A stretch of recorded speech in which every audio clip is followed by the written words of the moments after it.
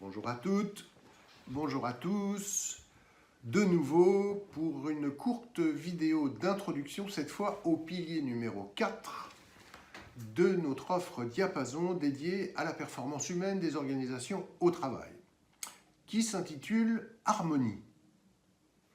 Disons-le tout de suite, harmonie entre quoi et quoi? Eh bien, entre les attentes de l'organisation et les besoins des collaborateurs qui y travaillent. Je vous raconte l'histoire, vous allez voir, ça va vite. 1. Fin des frontières. 2. Accélération vertigineuse de la quantité et de la rapidité de traitement et de circulation de l'information. 3. Innovation technologique tous azimuts considérable et c'est pas fini. Dès lors, ce qu'on a observé, c'est une diminution considérable de la charge physique du travail avec les années, en tout cas dans bien des métiers. Parallèlement, ce qu'on observe, c'est aussi une augmentation de ce que l'on appelle la charge mentale et physique du travail. Alors pourquoi ce phénomène? Deux explications fortes. Premièrement, la prégnance du sentiment que les changements qui sont à l'œuvre dans nos sociétés, dans le monde et aussi évidemment dans nos organisations au travail fabriquent un avenir de plus en plus incertain et de plus en plus imprévisible. Le deuxième facteur de mise en tension psychique et mentale, en particulier dans le travail, c'est la question du temps. Le temps semble avoir disparu pour atteindre ses objectifs, pour réaliser ses missions, pour faire le boulot. Tout est urgent, tout est prioritaire, et je ne vous fais pas un dessin, tout est en retard. Or, pour créer et entretenir un engagement durable et sain de la part des collaborateurs, pour favoriser la performance collective de l'organisation et des collaborations qui délivrent vraiment du résultat, pour que les dirigeants vivent leurs collaborateurs comme des ressources pour des solutions innovantes face à des situations nouvelles et pas comme un problème, comme c'est parfois le cas, il est absolument essentiel de décrypter ces vrais besoins et d'y répondre.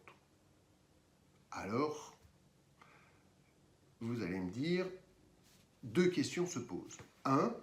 Quels sont ces vrais besoins qui, quand ils sont satisfaits, provoquent ce qu'on appelle de l'efficience ou de la performance humaine de l'organisation?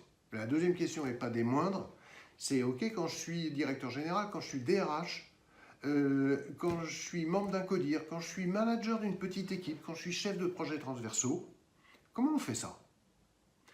Eh bien, comment on fait ça? On fait ça avec Workcare qui fait exactement ça. La démarche de mesure et d'accompagnement managérial Workcare, c'est ça. Et c'est en particulier deux choses. 1.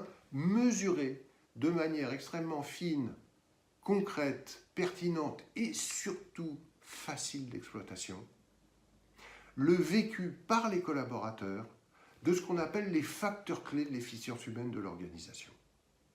Où est-ce que ça va? Où est-ce que ça va moins bien? Où est-ce qu'il y en a trop? Où est-ce qu'il n'y en a pas assez?